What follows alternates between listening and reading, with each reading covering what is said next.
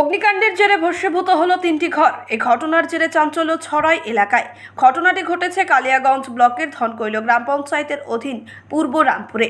স্থানীয় বাসিন্দা মোস্তাক আলী, মোক্তাল হোসেন, মামিনুল হকের 3 ভাইয়ের 3টি ঘরের আগুন লাগে। স্থানীয় বাসিন্দারা মিলে প্রথমে আগুন নেভানোর কাজ শুরু করে। খবর দেওয়া হয় কালিয়াগঞ্জের দমকল কেন্দ্রে ও পুলিশকে। ঘটনার খবর পেয়ে ছুটে আসে দমকলের একটি ইঞ্জিন। কিছু সময়ের প্রচেষ্টায় আগুন নিয়ন্ত্রণে আসে।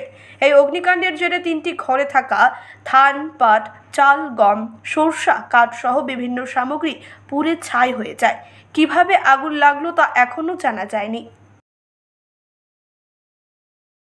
এখানে স্যার আমি বাড়িতে ছিলাম না, আমি মাদ্রাসা করি। আসে দেখি আমি ফোনের মধ্যে শুনতে পাই যে বাড়িতে আগুন লাগছে। আগুনটা পাশে থেকে উঠছিল পশ্চিম দিক থেকে। তারপর ওখান থেকে রান্নাঘরে লাগে। রান্নাঘর থেকে মানে ঘরের মধ্যে ঢুকে রান্নাঘরে আমার 15 কেজির মতো কাঠ ছেড়ানো ছিল, সেটাও পুড়ে গেছে। এবং 2 ড্রাম চাল এবং চৌকি ছিল, আরও সরষা গম টম যা ছিল, আর আপনার মেশিন ছিল, ফ্যান ছিল, পাট ছিল, এগুলো সমস্ত কিছু পুড়ে গেছে। আগুনটা স্যার কী করে লাগছে এটা বলতে পারছি না।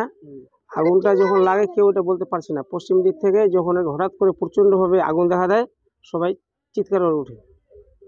আগুন কিভাবে নিয়ন্ত্রণে আনলেন আপনারা? আমরা আগুনটা নিয়ন্ত্রণে আনলাম যে সবাই মিলে চিৎকার করে, পাশে পুকুর ছিল, সেই পুকুরে মেশিন ভিড়িয়ে দিয়ে সবাই বালতিতে করে, কেউ কোলে করে জল দিয়ে সবাই মিলে এখানে গ্রামবাসীগণ সবাই ছুটে আসে।